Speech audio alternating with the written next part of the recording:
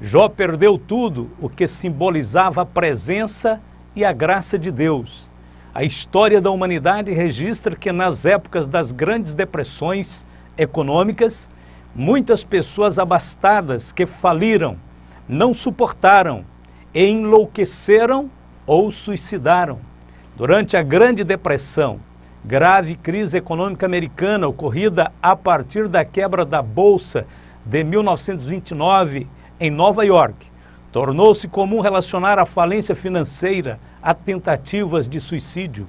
O período ficou marcado no imaginário popular pelas cenas e narrativas registradas pela imprensa americana de tentativas de suicídios em vários lugares.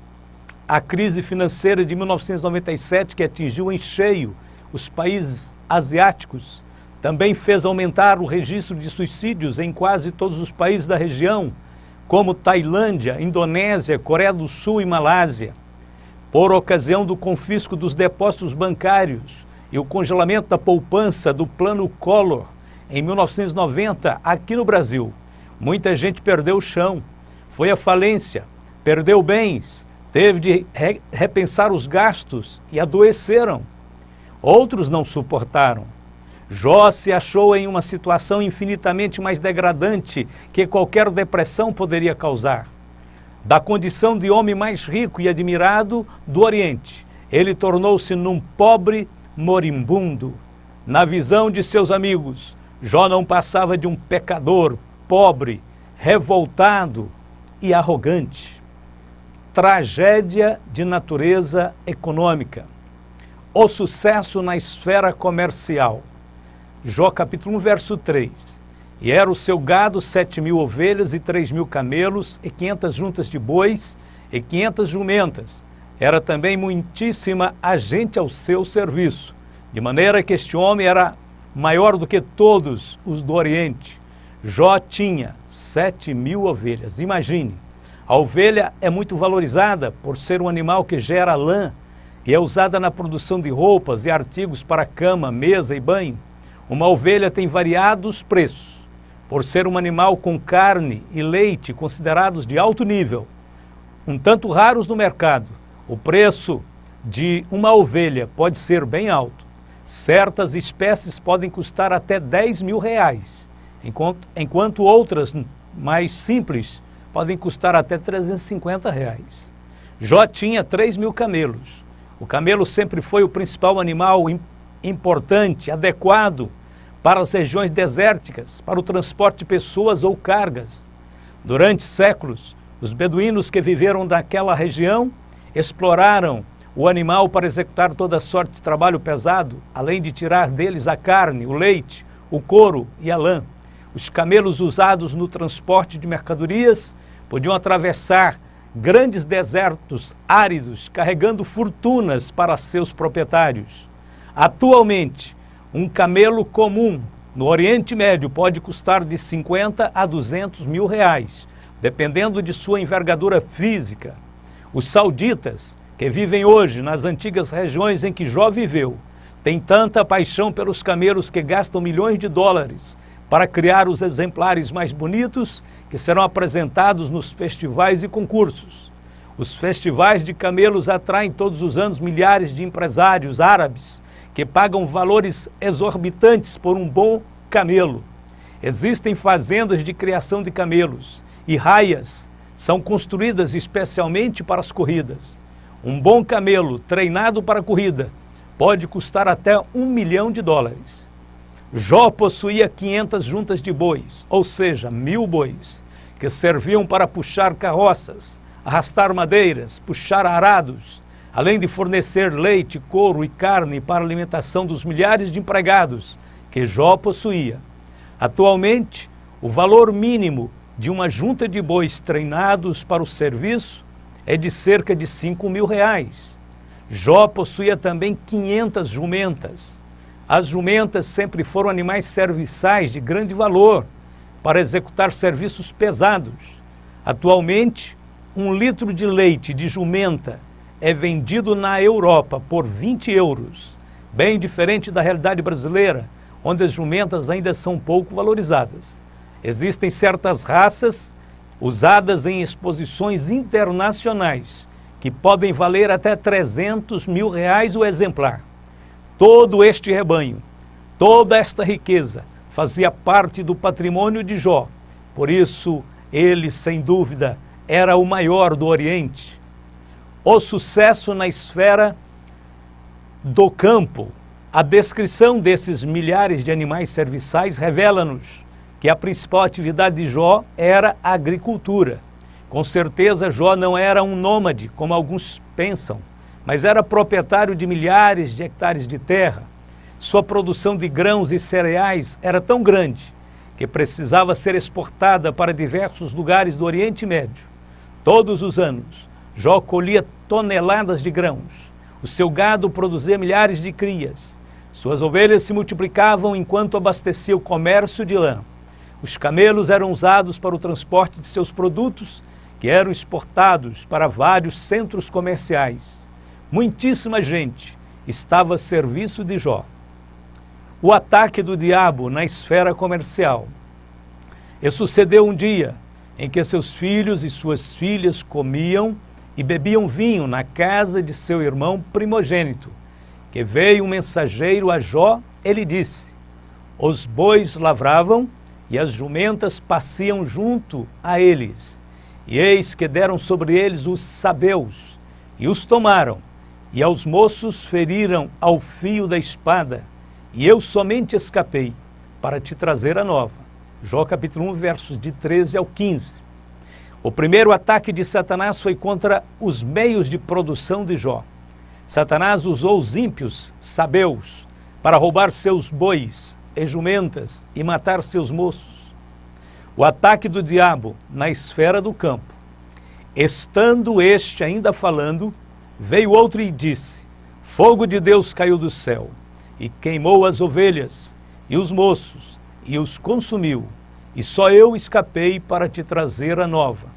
Estando ainda este falando, veio outro e disse: ordenando os caldeus 3 bandos, deram sobre os camelos e os tomaram, e aos moços feriram ao fio da espada, e só eu escapei para te trazer a nova. Jó capítulo 1, versos 16 e 17.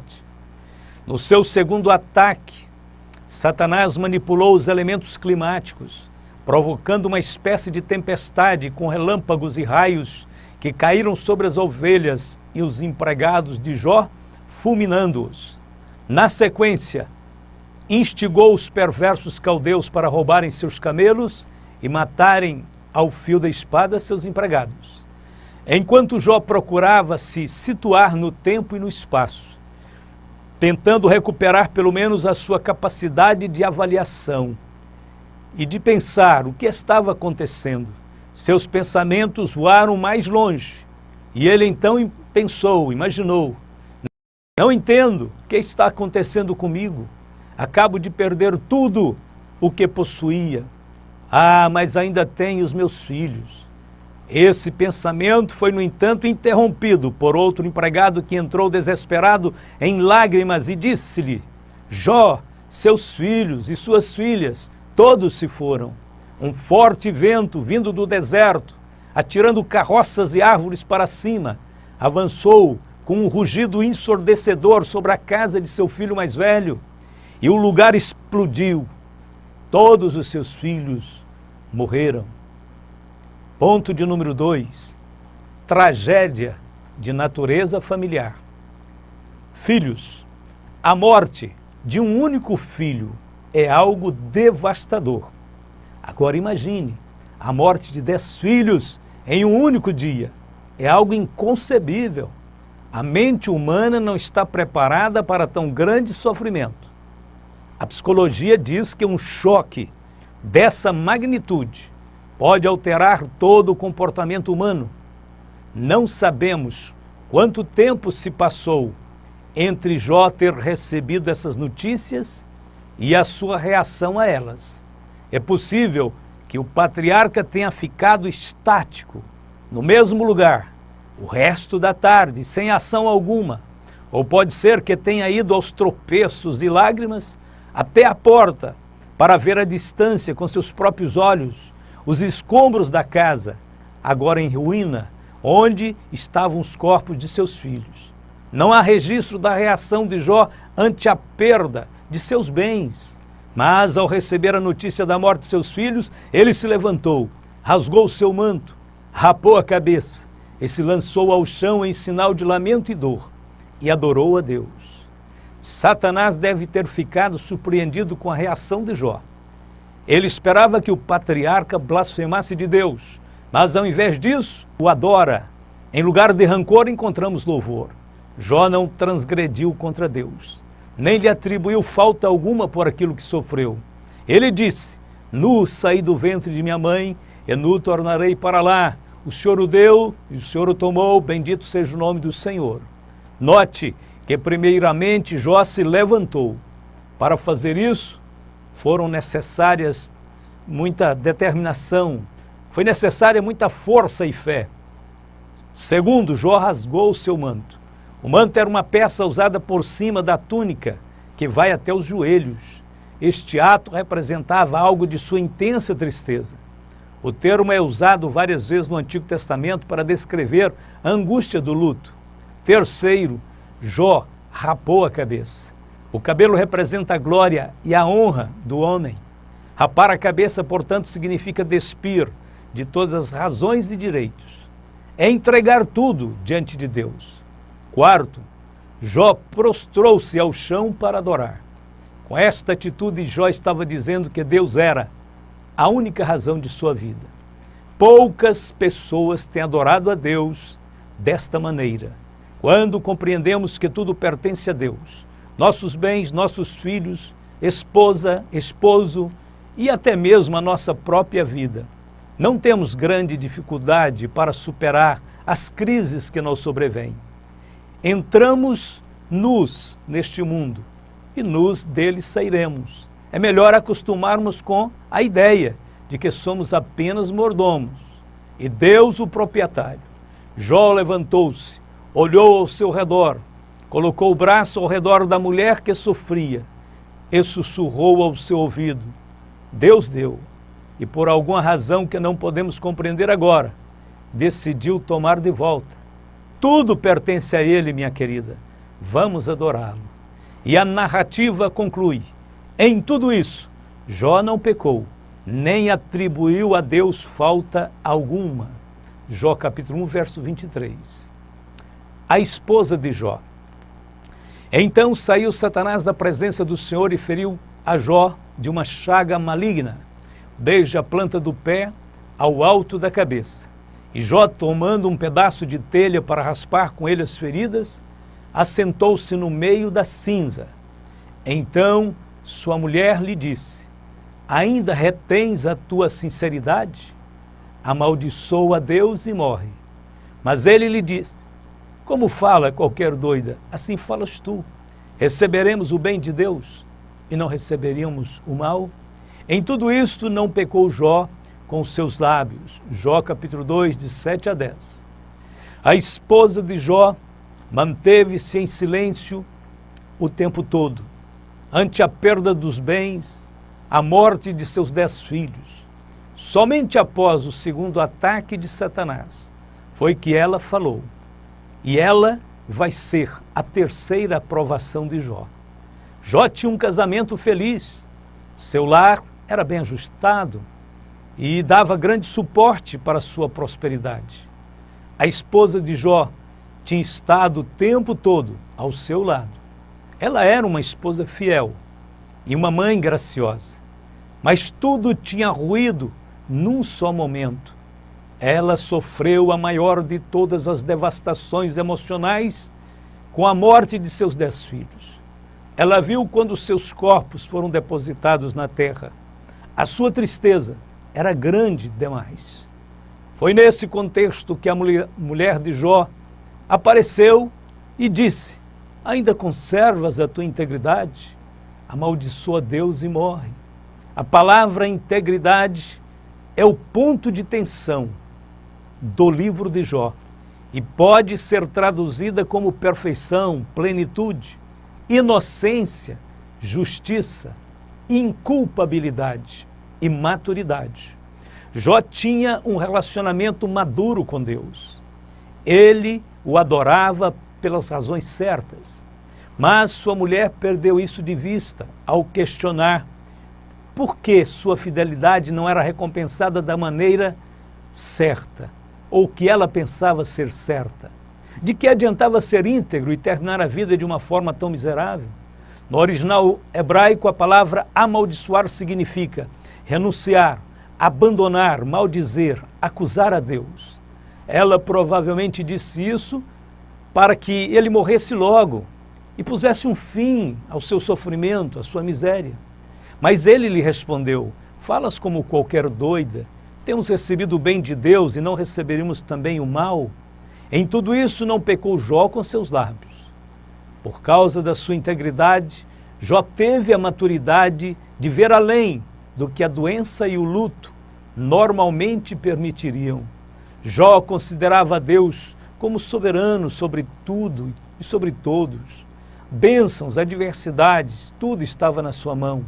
A visão dos patriarcas era baseada em causalidade, um hebraísmo, uma figura de linguagem que atribui a Deus a causa de ações que ele simplesmente permite, como, por exemplo, endurecer o coração de Faraó, instigar Davi ao pecado, Êxodo 4:21, 2 Samuel 24:1, e também permitir que Satanás atacasse Jó pelas razões apresentadas nos 2 primeiros capítulos.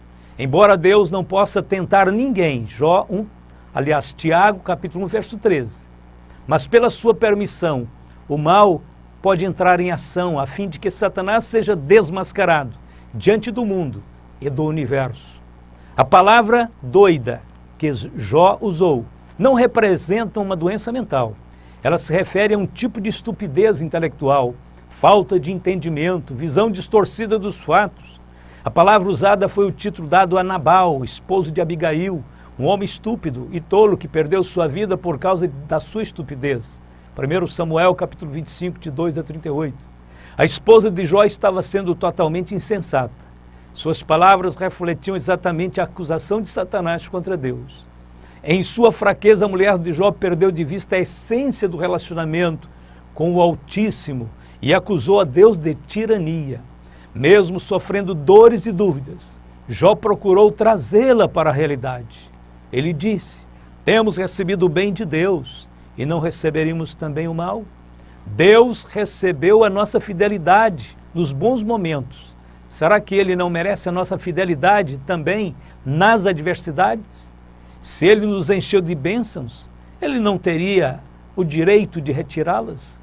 Não podemos cair no erro de pensar que fazendo as coisas certas jamais seremos atribulados, ou porque oramos e lemos a Bíblia, Deus tem que nos livrar de todas as provações. Não, essa religião é exatamente a que Satanás quer que pratiquemos. Uma religião de fachada, de trocas. Mas esta religião é muito arriscada, pois quando as coisas começarem a dar errado, nos decepcionaremos, dizendo: o Senhor não é justo, pois eu tenho feito tudo certo e os resultados não estão sendo como eu esperava. É exatamente nesse ponto que devemos confiar inteiramente na perfeita sabedoria de Deus. Está escrito, Deus disse: porque os meus pensamentos não são os vossos pensamentos, nem os vossos caminhos os meus caminhos, diz o Senhor. Porque assim como os céus são mais altos do que a terra, assim são os meus caminhos mais altos do que os vossos caminhos, e os meus pensamentos mais altos do que os vossos pensamentos. Isaías 55, verso 8 e 9. Deus, em sua infinita sabedoria e em sua amorosa paciência, conhecia o luto doloroso e profundo que a mulher de Jó estava vivendo. Pode ser por isso que ela não estava pensando direito. Ao ver o seu esposo como um defunto vivo, isto quebrantava o seu coração. Ela perdeu a estabilidade familiar, financeira e mental. Essa dor a levou a esse estágio de insanidade e revolta. Como Jó, ela nunca entendeu a razão de toda aquela dor, mas Deus teve misericórdia dela. Acredito que ninguém pode acusar a mulher de Jó de ter falado como falou. Era o seu limite, era a sua fragilidade. A Bíblia diz que a mulher é o vaso mais fraco, 1 Pedro 3,7. e, consequentemente, necessita do apoio e da compreensão de seu marido. Os ventos uivavam sobre o único patrimônio que restava na vida de Jó, sua amada esposa. Jó tinha que segurá-la pela mão. Jó tinha que ser um tipo de Cristo. A Bíblia diz que Cristo nos amou quando éramos todos pecadores. Romanos 5,9. A Bíblia diz que Cristo se entregou pela igreja para a santificar, purificando-a com a lavagem da água pela palavra, aos Efésios 5, 25 e 26. A Bíblia diz que quando Pedro negou a Cristo, Cristo o segurou firmemente para que ele não naufragasse na fé. Lucas 22, versos 31 e 32. No tempo em que era comum os homens ricos terem várias esposas, Jó era casado com uma única esposa, uma única mulher. Jó seguiu o plano original de Deus, conforme revelado no livro de Gênesis. Portanto, deixará o varão seu pai e sua mãe e apegar-se-á à sua mulher.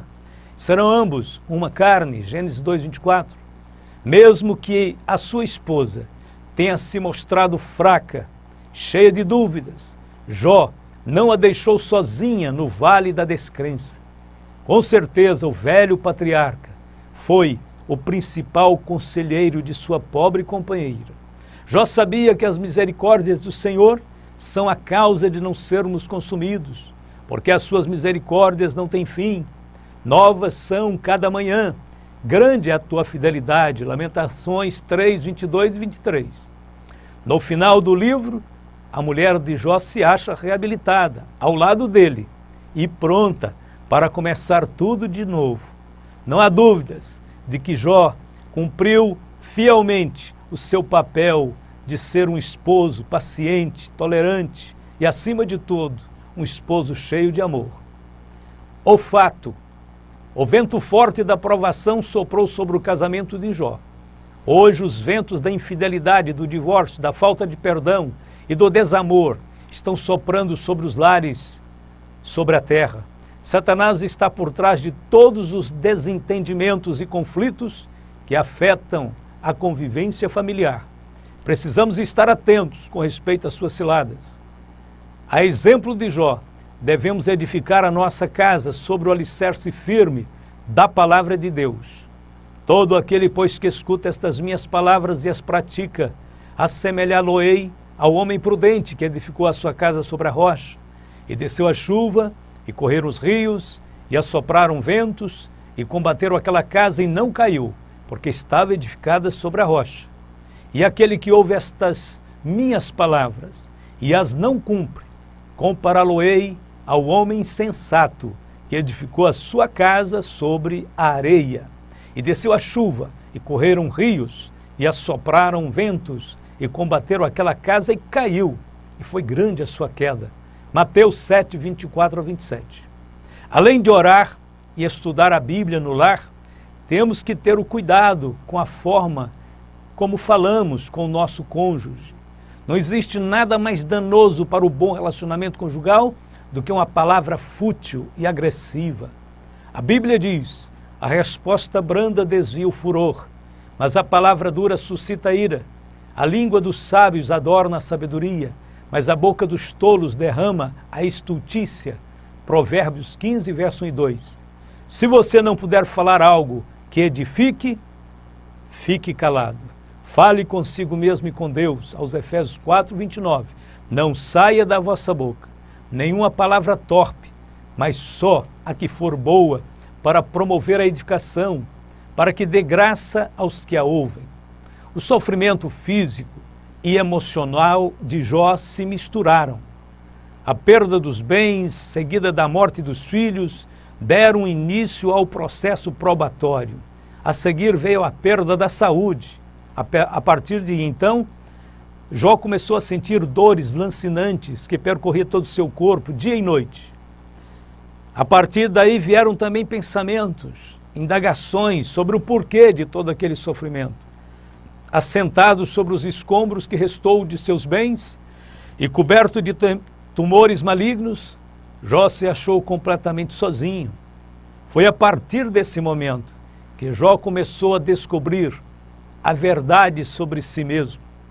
A solidão e o sofrimento tem o poder de revelar a qualidade de nossa fé. Para muitos, Deus é apenas um meio para se atingir um fim. Outros veem Deus apenas como uma espécie de remédio, que só interessa na hora da doença. Uma vez curados, é deixado de lado. Porém, a verdadeira espiritualidade é, sobretudo, uma espiritualidade do coração. Aprendemos desde cedo guardar a nossa autoimagem, nosso status, nosso intelecto, nossas conquistas, nosso espaço, mas não o nosso coração. Para muitos, a vida espiritual é medida pelo somatório de conhecimento bíblico que tem, ou pelas experiências religiosas que se acumula ao longo da caminhada.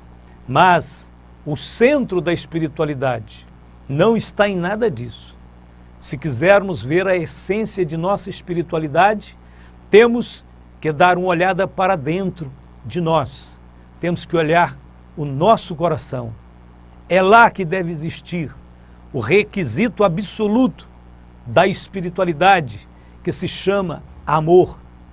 Quando Jesus chamou Pedro para o pastorado, não lhe perguntou quanto Pedro tinha de conhecimentos, nem mesmo quais eram as suas experiências. Ele perguntou: Pedro, tu me amas? Quando perguntaram a Jesus qual era o grande mandamento, ele respondeu: amarás o Senhor teu Deus de todo o teu coração e de toda a tua alma e de todo o teu pensamento. Este é o primeiro e grande mandamento. Mateus 22, 37 e 38. Satanás não duvidava do conhecimento de Jó, nem de suas experiências, mas duvidava do seu amor. Se quisermos enumerar os sofrimentos de Jó, classificando em dois grupos distintos, podemos fazer a seguinte lista. Primeiro, vejamos os sofrimentos emocionais e mentais que acometeram Jó. Primeiro, Jó teve uma completa decepção consigo mesmo, Jó 3:3. Jó teve tristeza de estar sendo ferido por Deus, Jó capítulo 6, verso 4. Seus dias eram cheios de agonia e suas noites cheias de insônia, Jó 7:4. Jó tinha pesadelos, capítulo 7, versos 14 e 15. Jó tinha conflitos espirituais e sentimentos de culpa, capítulo 7, verso 20 e 21. Jó sentia-se perturbado pelo silêncio de Deus, Jó 13, 23, 24, Jó 30, verso 20. Suas forças diminuíam e o sentimento de morte se aproximava, Jó 17, verso 1. Jó sentia-se abandonado por todos, Jó 19, 13 a 16, 30, versos 9 e 10. Jó não encontrava explicações para o seu sofrimento, Jó capítulo 31. O segundo grupo são os sofrimentos físicos de Jó. Vejamos, primeiro, uma espécie de lepra cobriu todo o seu corpo, Jó capítulo 2, verso 7, capítulo 19, verso 20. Jó foi sentar-se fora da cidade, capítulo 2, verso 8. Jó ficou totalmente irreconhecível, capítulo 2, verso 12. Jó exalava mau hálito e mau cheiro, capítulo 19, verso 17. Jó tinha rugas e emagrecia, capítulo 16, verso 8. Suas feridas criaram vermes, capítulo 7, verso 5. Sua pele enegreceu-se e seus ossos ardiam como fogo, capítulo 30, verso 17 e verso 30. A teologia moderna não admite que um justo sofra, como também não admitia os amigos de Jó. Sabemos que é muito difícil entender cada detalhe de uma provação, principalmente quando o justo é provado e o ímpio prospera. A única coisa sensata que devemos fazer numa hora destas é confiar na sabedoria de Deus e esperar. Sabemos que Deus está levando a cabo um projeto de dimensões cósmicas. Ele está preparando um novo céu e uma nova terra. E enquanto isso, está colocando fim ao velho sistema corrompido pelo mal.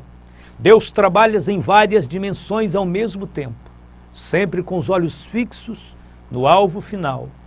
O sofrimento do justo é apenas um detalhe em cada retoque do grande projeto redentor.